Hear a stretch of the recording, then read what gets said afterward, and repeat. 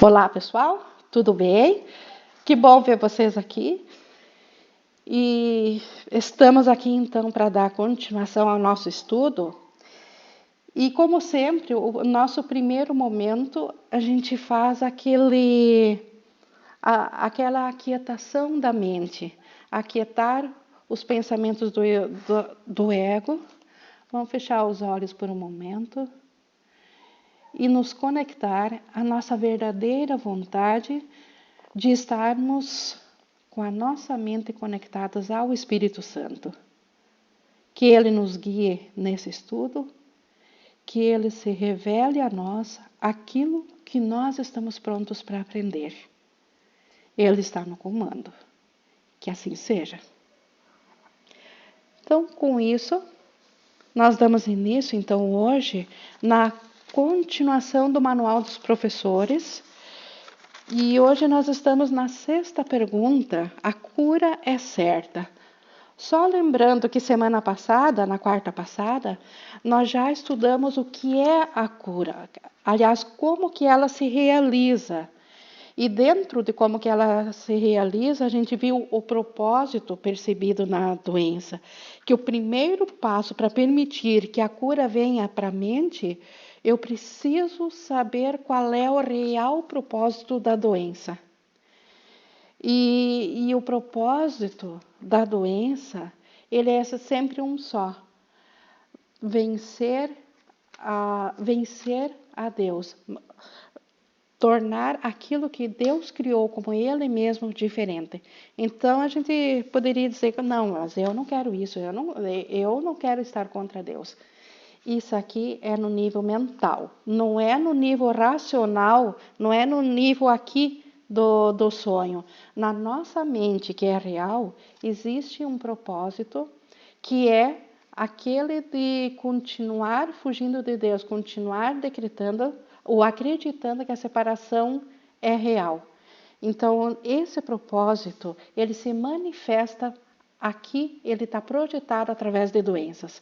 Então, isso a gente precisa reconhecer, descobrir esse propósito da doença para conseguir o deslocamento da percepção, para conseguir reconhecer que sim, eu penso assim, porque aí recém eu posso ir ao Espírito Santo para ele desfazer esse propósito. Então, esse é o deslocamento. Levar a minha confusão, levar aquilo que está insano em mim ao Espírito Santo. E no final a gente viu ainda semana passada, então, a função dos professores de Deus, que é para aquele que já pratica a mentalidade certa do Espírito Santo, o professor de Deus não tem nenhuma função, simplesmente ele se alegra junto com aquele que aceita o Espírito Santo no comando. E para aqueles que ainda não aceitam, nós temos uma função de representar na mente a outra escolha. Isso tudo é mental. Então, a simples presença de um professor de Deus ao lado de uma pessoa que não é estudante, que não sabe de nada disso, ela já questiona a mente dela. As mentes se comunicam, então a mente certa questiona ou se une à mente certa da pessoa. Então, isso foi a função. E hoje, então, é praticamente uma continuação. Quando ele fala assim, a cura é certa. Então, fazendo isso, entregando o meu pensamento de volta ao Espírito Santo, a cura é certa? Então, vamos ver o que ele diz aqui no texto. A cura é sempre certa. É impossível deixar que as ilusões sejam trazidas à verdade e manter ilusões. Então, tudo que nós levarmos ao Espírito Santo é absolutamente certo que o Espírito Santo corrige. A verdade demonstra que as ilusões não têm valor. O professor de Deus viu a correção dos seus erros na mente do paciente, reconhecendo-a pelo que é. Então, aqui que está o segredo. O que o professor de Deus faz por um paciente que não é estudante? Ele sabe que na mente do paciente está o Cristo, está o Espírito Santo. E ele sabe também que no comportamento, esse paciente, ele vem a ser doente porque ainda está sob o comando da mente equivocada. Mas isso não significa que ele seja a mente equivocada. Ele só está identificado com a mente equivocada. Então, o professor de Deus, ele reconhece isso e ele também sabe que é impossível existir vida onde a presença de Deus não esteja junto. Então, certamente o Espírito Santo, a mente certa, está nesse paciente. E ele faz essa ligação, essa conexão. Então, tendo aceito a expiação para si mesmo, aceitou-a também para o paciente. Por quê? Porque cada pessoa, cada professor de Deus que aceita por si, ele sabe que as mentes são unidas. E como ele sabe que as mentes são unidas, automaticamente ele está fazendo por todas as mentes. Assim como Jesus, quando ele se iluminou, e todos os demais iluminados, quando eles se iluminaram, todos nós estávamos presentes e estamos presentes na mente certa. Assim, nós, no momento que a gente aceita a expiação para nós o estamos fazendo por todas as pessoas. O que acontece, porém, se o paciente usa a doença como um modo de vida, acreditando que a cura é uma forma de morte? Isso aqui a gente estudou na semana passada. Como que a gente usa a doença como uma forma de vida? O ego. O ego usa a doença como uma forma de vida. Por quê? Porque ela é oposta à cura de Deus. Ela é oposta a Deus. E o ego é o oposto. Ele é algo que Deus não é. E Deus sendo amor, ele também é cura.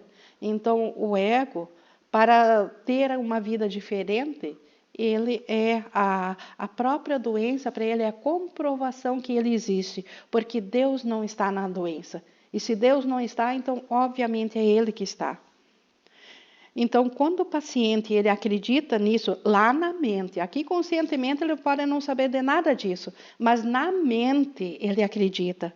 Quando isso é assim, uma cura repentina poderia precipitar uma depressão intensa e um sentido de perda tão profundo que o paciente poderia até mesmo tentar destruir-se. Isso aqui, gente, é uma coisa muito séria e muito explicativa do porquê às vezes a gente faz aquela oração, faz aquele pensamento de se unir a outra pessoa e aparentemente parece que não aconteceu nada. A gente pratica a cura, vamos dizer assim, e aparentemente parece que a pessoa não a recebeu. Mais tarde aqui a gente vai ver, a pessoa sempre o recebe. Mas se na mente dela, ela ainda está dentro do sistema do ego, uma cura seria o mesmo que roubar essa proteção. Ela tem a doença como uma proteção de Deus, inconsciente, mas tem. Se essa proteção for lhe tirada abruptamente, como ele diz aqui, o que vai acontecer? Ela pode se precipitar em mais pânico ainda. Ela vai dizer, bom, isso aí não foi suficiente, preciso arrumar uma coisa maior. Então, este é o medo da gente querer tomar as rédeas em quem deve ser aqui no sonho curado e quem não deve. Só quem tem o entendimento completo é que sabe aonde a cura aqui pode ser recebida ou não. Na mente, ela deve ser dada sempre. Mas no comportamento, aonde que ela deve aparecer ou não, só o Espírito Santo, só Jesus, só quem está já com a consciência completa, totalmente curada, que já não tem mais nenhuma interferência de ego dentro da sua mente, esse tem o conhecimento de saber aonde pode ser recebida. Então, nisso se baseia a nossa confiança na cura. Então, não tendo motivos para viver, pode pedir a morte. Né? Essa pessoa, tipo assim, eu tenho uma pessoa, ela está com dor de cabeça, ela não sabe, mas isso é uma proteção contra Deus. Toda doença é. Mas se eu, com o meu poder de cura, se eu lhe tirar essa dor de cabeça, e ela usava essa dor de cabeça como um escudo inconsciente contra Deus, ela pode achar, bom, isso aqui foi muito pouco. Deus não aceitou, eu ainda sou merecedora de castigo, preciso mais. Então, isso é o que está por detrás de por que Jesus simplesmente não cura o mundo inteiro e está feito. Ele não tem poder para isso? Não é questão de poder, gente. É questão que cada um tem a escolha própria. Cada um é um filho de Deus e tem o próprio poder de Deus em sua mente. E se no seu poder ele usa equivocadamente esse poder para se autoferir, para se destruir, porque ele acreditou no ego, que essa é a forma de fugir de Deus, então tudo bem. Vai chegar o momento que ele vai aceitar, mas nesse momento não é o agora ainda. Então, isso pode acontecer. Então, continuando aqui, a cura sempre será posta de lado quando seria vista como ameaça. Ameaça é isso que eu acabei de explicar. Ameaça na mente, não no comportamento aqui, mas é a mente que comanda o comportamento. Então, se eu tirar aquela defesa da pessoa, isso for ameaça, o Espírito Santo segura a cura para ela. No instante em que é bem-vinda, lá está. Então, o Espírito Santo segura essa cura. Ela está disponível, ela foi dada, foi aceita. Foi aceita por quem? Pelo Espírito Santo dentro da pessoa a quem foi dada a cura. E quando que essa pessoa vai receber essa cura? Quando ela estiver pronta para receber sem medo. Então, onde a cura foi dada, ela será recebida. E o que é o tempo diante das dádivas de Deus? Então, só no tempo é que essa cura, pode haver um intervalo entre ter dado a cura e a pessoa aceitar que ela já recebeu a cura. Mas o tempo, como ele diz, diante de Deus, o tempo é só um sonho, ele não é nada, ele nem sequer existe. Então, muitas vezes, no decorrer do livro-texto, nos referimos à casa do tesouro, disposto igualmente para quem dá e para quem recebe as dádivas de Deus. Então, tanto quem oferece a cura, como quem a recebe, ambos a retêm. Nenhuma se perde, pois só podem aumentar. Então, toda cura é recebida. Nenhum professor de Deus deve sentir-se desapontado caso tenha oferecido a cura sem que ela seja aparentemente recebida. Não lhe cabe julgar quando a sua dádiva deve ser aceita. Isso pelas razões que ele explicou aqui em cima. Não nos cabe julgar quando que a pessoa estará pronto para isso ser recebido amorosamente. O professor de Deus, que ele esteja certo de que ela foi recebida e confie em que será aceita quando for reconhecida como uma bênção e não como uma maldição. Então, toda cura é uma bênção. Mas para ela ser aceita pela outra pessoa que não está na sua mente certa, ela precisa não ter medo de receber ela como uma bênção. Porque se ela tiver medo, ela vai pensar que é uma maldição, por tudo que a gente já explicou. Então, não é função dos professores de Deus avaliar o resultado de suas dádivas. Então, não nos cabe avaliar.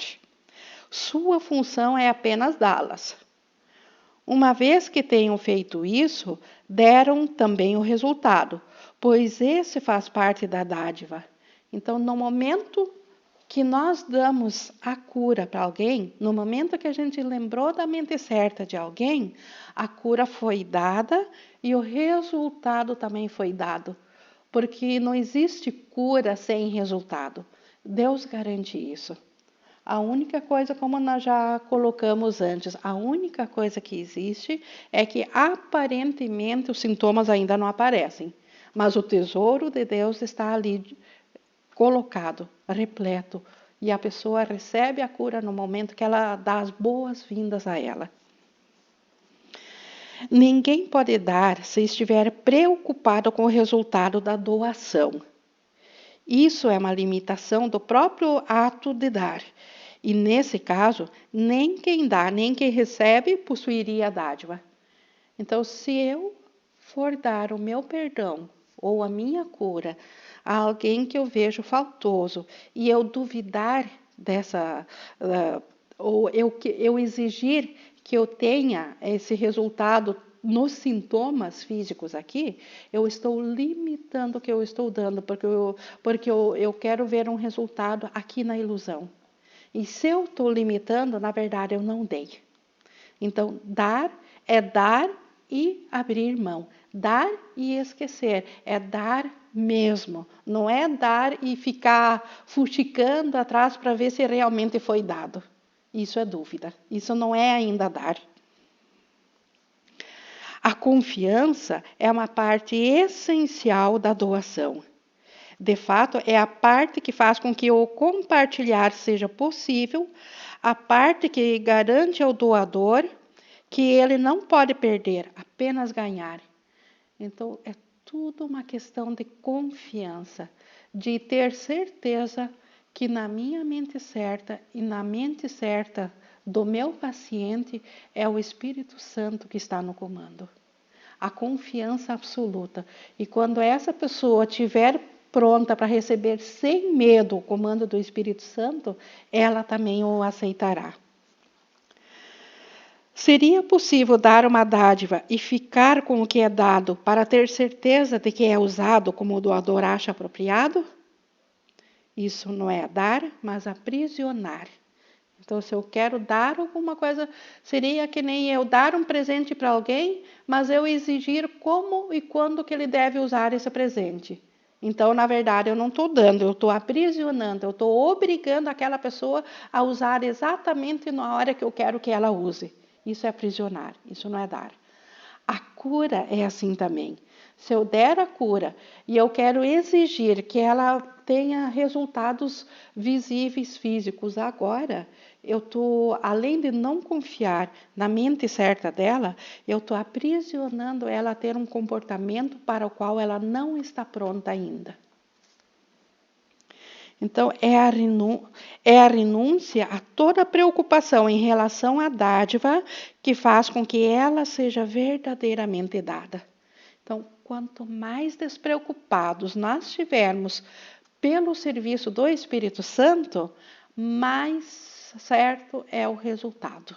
Porque mais livre eu estou permitindo o Espírito Santo a estender a dádiva que eu ofereci. E é a confiança que faz com que a verdadeira doação seja possível. Então, sem confiar, não há doação. Se eu preciso ver resultados físicos para me comprovar que eu recebi, então eu não confiei. Eu ainda preciso de algo a mais para confiar. A confiança, de novo, o que é a confiança? É a certeza que o Espírito Santo não falha. Se eu uma vez fui para o Espírito Santo e olhei para outra pessoa através do Espírito Santo, para o Cristo na outra pessoa, eu tenho que ter certeza que é isso que ele é. E pronto. Os efeitos disso, o que vai acontecer com ele a partir disso, isso é com o Espírito Santo. A cura é a mudança mental que o Espírito Santo na mente do paciente está buscando para ele. Então, quando que acontece a cura no paciente? Quando o paciente aceita o Espírito Santo na mente dele. Mas e quem é que pode alavancar esse Espírito Santo na mente dele? Se ele ainda não sabe disso. Então, a minha mente é um lembrete. Como na aula passada a gente viu.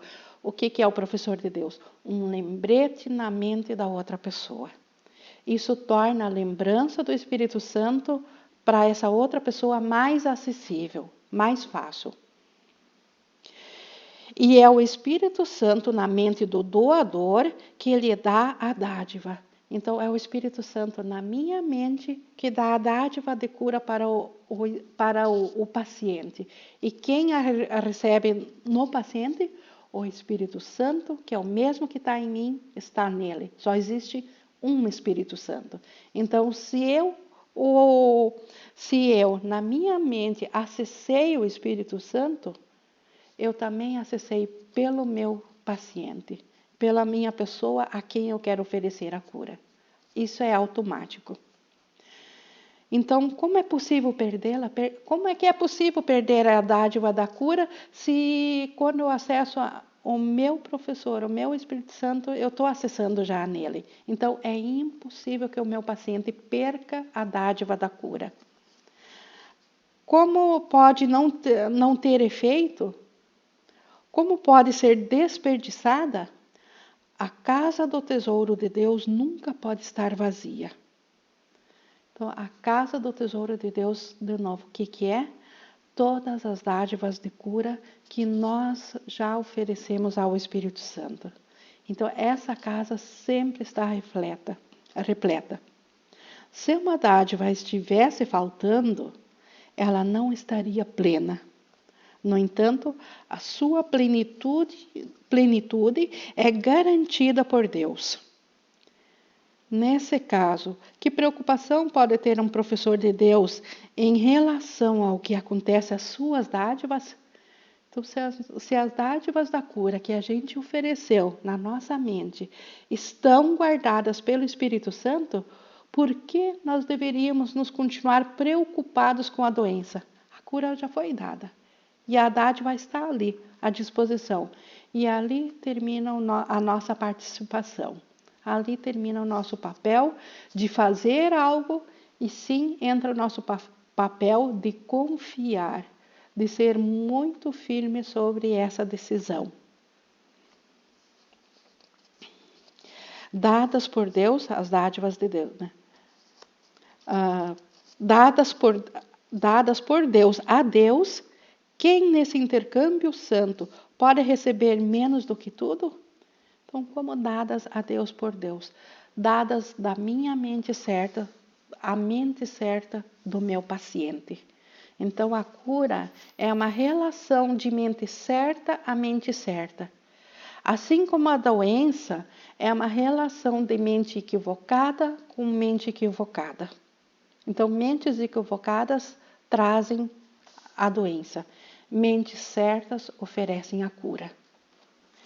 Então, por isso que toda cura, uma vez oferecida, ela é dada. Aí nós vamos agora para a próxima pergunta, que é uma sequência dessa aqui, que é a cura deve ser repetida. Essa pergunta até, se a gente entender bem de que a cura foi dada, ela sempre é aceita, essa pergunta já praticamente não faz nem mais sentido. Mas tem muito ensinamento ainda nela, por isso que a gente vai ver ela. Então, essa questão realmente responde a si mesma. A cura não pode ser repetida. Isso responde a si mesmo por quê? Por que não pode ser repetido? Porque já foi dado. Se eu tivesse que repetir, eu não a teria dado. Então, anularia todo o conceito de que tudo que é dado na mente certa é dado por Deus e não há alteração mais nisso. Isso está dado para toda a eternidade. Então, por isso que a cura não pode ser repetida.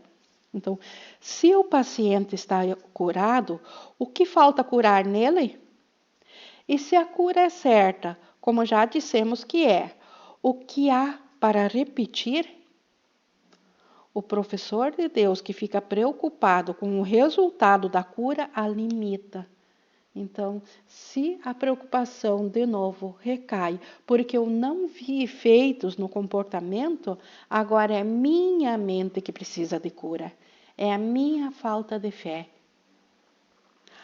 Como ele diz aqui, agora é a própria mente do professor de Deus que necessita ser curado. Então, a quem essa pergunta faz sentido, ou se no momento que eu ofereci a dádiva me bate uma dúvida, puxa, será que essa cura foi dada? Só esse será que já indica que a minha mente está doente. Ela sim precisa de cura. Agora é a mente do próprio, repetindo, agora é a própria mente do professor de Deus que necessita ser curado. E é isso que ele precisa facilitar. Agora, ele é o paciente e deve considerar-se assim. Cometeu um equívoco e precisa estar disposto a mudar a sua mente em relação a isso. Então agora entra o trabalho, volta-se a si. Retira o foco no paciente, a cura foi oferecida, mas eu ainda estou doente. Eu ainda preciso da fé, eu preciso da convicção. A minha mente ainda está doente.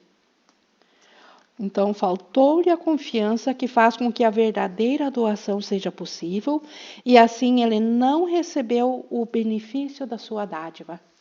Então, no momento que nós duvidarmos de que a cura oferecida pela mente certa, ela chegou ao nosso irmão, ao nosso paciente, no momento que nós duvidarmos, nós não aceitamos a cura para nós mesmos. E agora nós vamos ver como reverter então esse quadro. Então, na verdade, aqui Jesus vai nos ensinar como nós voltarmos a curar a nossa própria mente agora.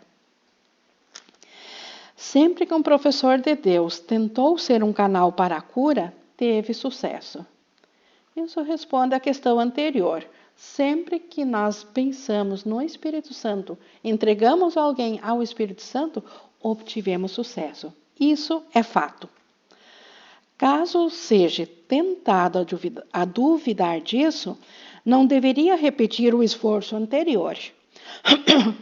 Aquilo já foi o máximo, porque o Espírito Santo o aceitou assim e o usou assim. Então, não tem aquela de, eu não fiz certo. Será que eu fiz certo? Será que o meu modo de pensar está correto? O Espírito Santo usa exatamente da forma como nós o fizemos. Não existe jeito errado de oferecer a cura. É lembrar do Espírito Santo, é entregar por um instante o nosso pensamento para Ele. Não existe jeito certo ou errado de fazer isso. O Espírito Santo utiliza isso exatamente como nós fizemos. Porque Ele não escuta as palavras, Ele ouve a intenção. E a intenção estava por detrás das palavras. Então, o Espírito Santo usa exatamente como estava. Agora, o professor de Deus só tem um curso a seguir. Tem que usar sua razão para dizer a si mesmo que entregou o problema àquele que não pode falhar. E tem que reconhecer que a sua própria incerteza não é amor, mas medo e, por conseguinte, ódio. Então, aqui está a razão. Como convencer o nosso tomador de decisões de que aquilo que eu ofereci foi de fato aceito. Então, Jesus diz, então, pensa comigo, usa a tua lógica, usa a tua razão para te convencer do seguinte: se eu entreguei o problema àquele que não pode falhar, quem não pode falhar? O Espírito Santo. Se eu entreguei um problema ao Espírito Santo, mas eu ainda duvido disso, então eu não estou oferecendo amor. Eu estou oferecendo medo. E se eu ofereço medo, eu na verdade estou oferecendo ódio. Então eu penso que eu amo aquele meu paciente ou aquele meu filho, mas eu tenho medo que a cura não foi recebida por ele. Então, na verdade, eu estou ainda afundada no medo. E o medo não é atributo do amor. O medo é atributo do ódio. Então, na verdade, isso não é um ato de amor, é de ódio. E como ele continua, sua posição vem a ser, então, insustentável, pois está oferecendo ódio a quem ofereceu amor. Então, por amor, eu ofereci a cura. Mas se eu duvidar disso, na verdade, eu não estou oferecendo esse amor. Estou oferecendo ódio e isso é impossível. Tendo oferecido amor, só o amor pode ser recebido. Então, se eu oferecer ao Espírito Santo a cura, ele vai estender amor, ele não vai estender ódio. Mas a minha mente ainda está contaminada de ódio e isso faz com que eu tenha dúvidas e seja infeliz. Então, a minha mente precisa mudar. É nisso que o professor de Deus tem que confiar.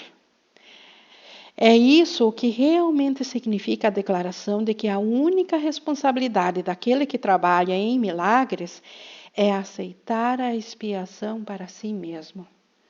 Então, qual que é a minha única responsabilidade em relação a uma pessoa doente? Aceitar a expiação para mim mesma. E o que é aceitar a expiação para mim mesma? Aceitar que o Espírito Santo, a mente certa, está por detrás daquela figura, daquela imagem que eu estou enxergando. O ser real nela, o ser eterno dela é um Cristo vivo. Ela ainda é tal como Deus a criou. Se eu ver nela, se eu ver isso dentro de mim, ou se eu aceitar isso do Espírito Santo dentro de mim, eu estou aceitando por ela. O professor de Deus é um trabalhador em milagres porque dá as dádivas que recebeu. Então, ele aceitou para si a expiação, então ele também a vê em outras pessoas. Ele dá essa dádiva. No entanto, antes precisa aceitá-las. Então, tudo que eu dou para ser verdadeiro, eu preciso também aceitar em mim. Não precisa fazer mais do que isso, nem há nada mais do que possa fazer. Por aceitar a cura, é capaz de dá-la. Sem dúvida disso, que se lembre de quem deu a dádiva e de quem a recebeu. Aqui ele coloca quem a deu e quem a recebeu em letras maiúsculas, por quê? Porque sempre que é do amor, é o Espírito Santo que está dando a dádiva e quem a recebe na outra pessoa também é o Espírito Santo. É por isso que é possível perdoar ao pior dos inimigos, ao pior dos bandidos, porque eu não estou perdoando a parte equivocada dele. Estou me unindo ao Cristo nele, ao Espírito Santo nele. E isso que é real. O resto é só uma projeção de um erro primário, de um erro primeiro, que foi a crença na separação. Sem dúvida disso, repetindo, sem dúvida disso, que se lembre de quem deu a dádiva e quem a recebeu. Assim, a sua dúvida é corrigida.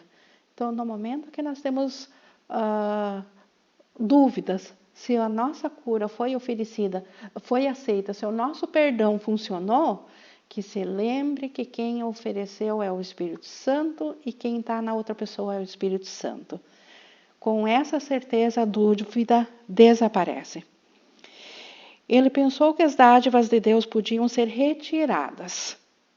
Isso foi um equívoco, mas dificilmente veio para ficar. Assim, o professor de Deus só pode reconhecê-lo pelo que é e deixar que seja corrigido para ele.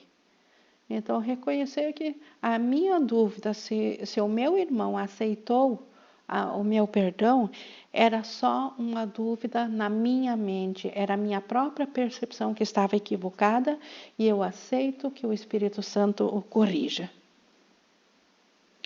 Uma das mais difíceis tentações a ser reconhecida é que duvidar de uma cura devido à permanência da aparência de sintomas é um equívoco na forma de falta de confiança.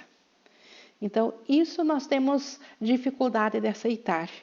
Que, na verdade, cada vez que eu duvido que o meu irmão foi curado porque os sintomas dele não demonstram isso, se eu duvidar, eu ainda estou com falta de confiança. E o que é falta de confiança?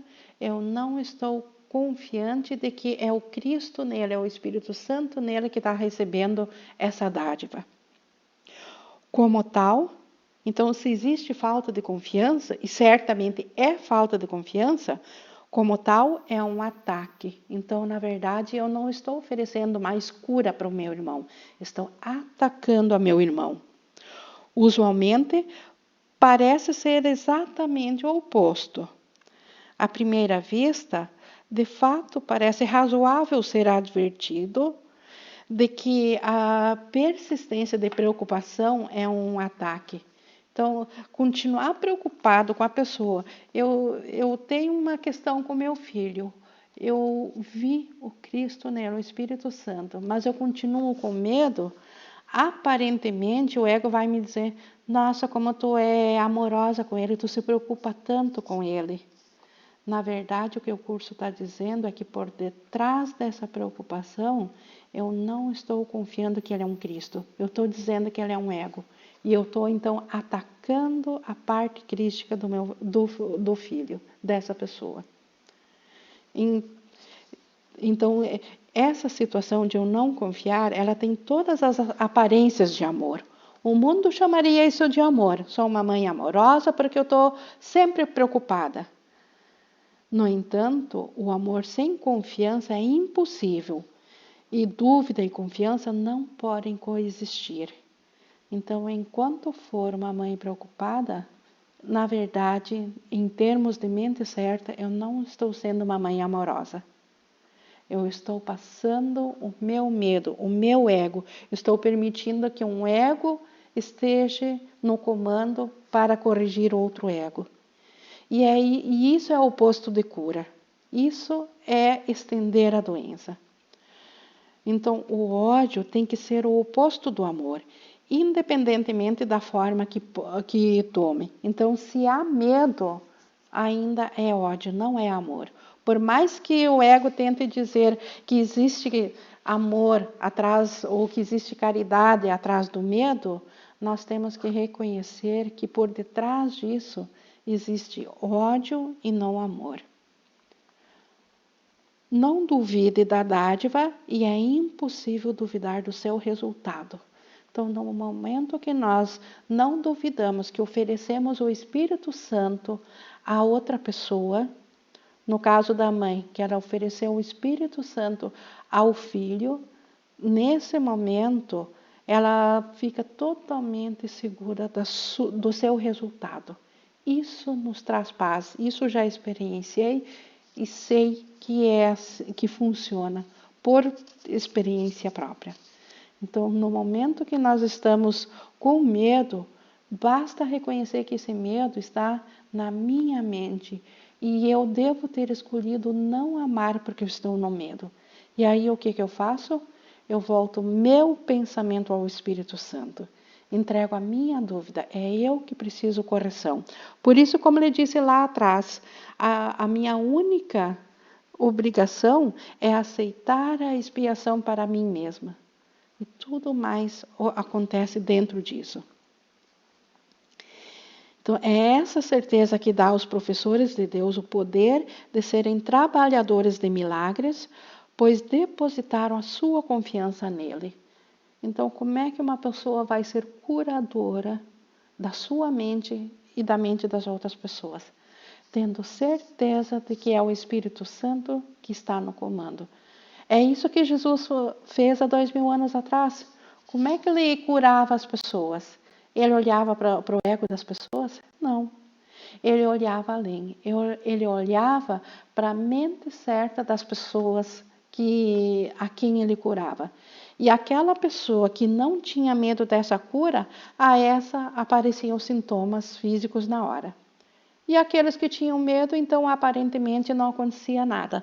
Mas a cura foi oferecida e aceita.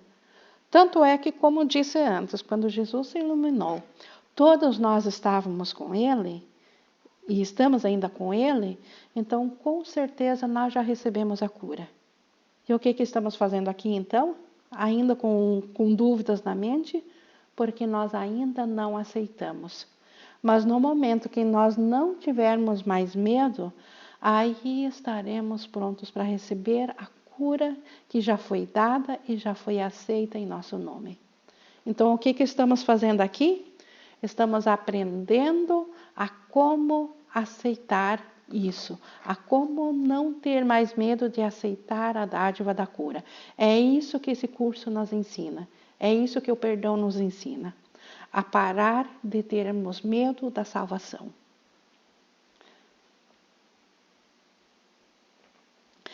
A base real da dúvida a respeito do resultado de qualquer problema que tenha sido dado ao professor de Deus para resolver é sempre dúvida acerca de si mesmo. Então, cada vez que eu tenho dúvidas, quando eu ofereci ao Espírito Santo o meu irmão, eu, na verdade, estou duvidando de mim mesma. Eu não tenho ainda certeza do Espírito Santo dentro de mim.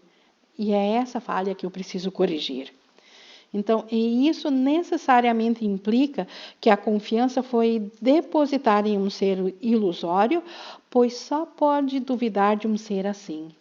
Então, cada vez que eu duvido é porque eu ainda tenho um certo grau de confiança no ego, no ser ilusório. Então, por isso que ainda duvido do Espírito Santo, porque na minha mente ainda está confusão. Já estou aprendendo a confiar no Espírito Santo, mas ainda tenho os meus apegos ao ego. Então, essa ilusão pode tomar muitas formas. Então, esse medo que eu tenho. Talvez haja um medo de fraqueza e vulnerabilidade. Talvez haja um medo do fracasso e da vergonha associada a um sentido de inadequação. Sentir-se vergonhado por ainda estar com o ego, ou com medo, ou sentir-se pequeno porque eu ainda penso que eu sou esse ser separado. Talvez haja um embaraço culposo brotando da falsa humildade. Aquela ideia desse falsa humildade, o que é? Achar que eu sou pequena, que eu não sou o que Deus criou. Deus nos criou em totalidade igual a Ele, a imagem e semelhança dele. Qualquer ser menor do que isso é arrogância dizer que isso é humildade, eu dizer isso. Mas o ego diz isso, que isso é humildade. Então, isso tudo pode nos estar apegando ao ego. A forma do equívoco não é importante. Então, tanto faz qual é o meio que eu ainda acredito no ego. O que é importante é apenas o reconhecimento de um equívoco como um equívoco. Pronto, ainda estou com medo, não preciso fuxicar que tipo de medo que é.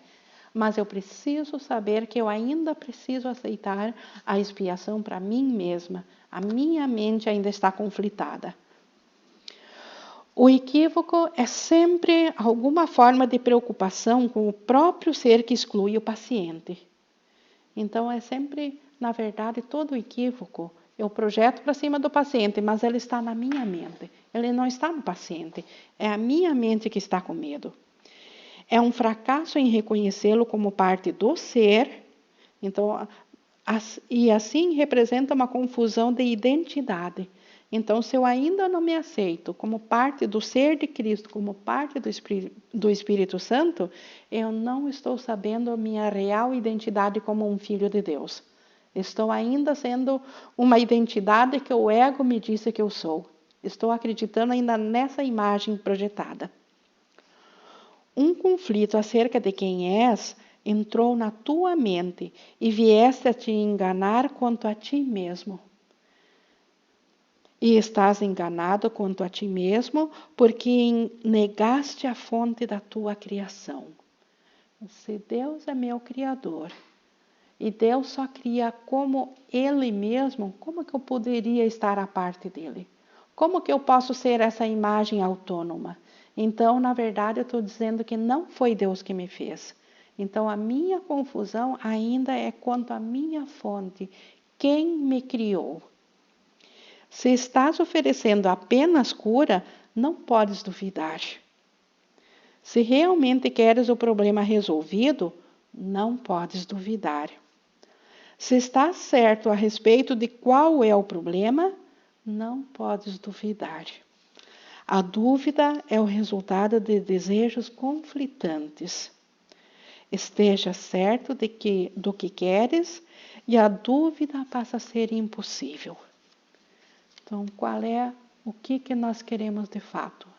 A cura ou ser esse pequeno ser ilusório que nem sequer é real? Então, vai chegar um momento que a gente precisa escolher definitivamente quem nós somos. E o curso todo está direcionado a responder essa única pergunta: quem nós somos? No momento que nós respondermos sem sombra de dúvida alguma, com tudo que isso envolve na nossa mente, de que nós somos como Deus nos criou, esta pessoa que atinge esse estágio, ela está iluminada. É o que Jesus fez, é o que todos os iluminados fizeram, é a meta da nossa jornada aqui. Voltar à consciência de quem nós somos. Então, o que é que nós estamos aprendendo aqui? Quais são os nossos impedimentos que nós temos a aceitar a nossa real paternidade? E é isso que nós estamos aprendendo. Então, como professores de Deus e trabalhadores em cura, no momento que nós aceitarmos cada vez mais na nossa mente a cura, mais nós seremos curados. E isso independe na mente de quem esteja o problema. Ele sempre é visto dentro de mim. Esse é o foco. Então, com isso, nós terminamos aqui a pergunta 7 e a nossa lição de hoje. 14h32, mas nós começamos um pouquinho mais tarde. Vocês podem abrir o microfone, por favor? Semana que vem, então, nós vamos ver como se pode evitar a percepção na ordem de dificuldades, que é uma continuação disso também. E temos uns minutinhos agora, então, sobre essas duas lições de a cura é certa e se ela deve ser repetida. Ficou alguma dúvida? Alguém tem alguma coisa a colocar na sua percepção, na sua experiência? Nossa, ficou esclarecidíssimo. Sabe que eu já li isso, não li assim com essa clareza aí. Muito bom. Eu ia dizer perfeição. Faz sentido. Se isso aqui, gente, se isso aqui fizeram, se o que foi visto hoje fizer sentido na mente de vocês, eu posso afirmar uma coisa: foi ouvido com a mente certa. Porque isso aqui só faz sentido para o Espírito Santo, para a mente certa. O ego entende bulhufas disso aqui. O ego não entende uma palavra do que foi dito nessa hora. Mas o Espírito Santo entende cada palavra. Ele entende cada frase. A mente certa entende isso aqui. Então, Juliana, como tu falou, se isso fez sentido, eu posso garantir uma coisa. Foi escutado através da mente certa. E estamos no caminho certo. Uau! Tenho certeza disso. Que bom! Mais muito me alegra. Que bom. Mais alguém? Mais alguma colocação? Alguma mais palavras. Helene? Então, só para agradecer a participação de vocês. Agradecemos sempre, né, ao Espírito Santo por se revelar a gente, por estar sempre presente e a gente se congratula um com o outro por escolhermos escutar a Ele, né? Isso é motivo de gratidão e de alegria e de crescimento, e onde um incentiva o outro. Então, com isso, dou então encerrado para hoje. Vou desligar aqui a gravação. Então, amanhã nós teremos a reunião à noite e até lá, pessoal. Até lá. Muito obrigada. Muito obrigada. Valeu, hein? Valeu.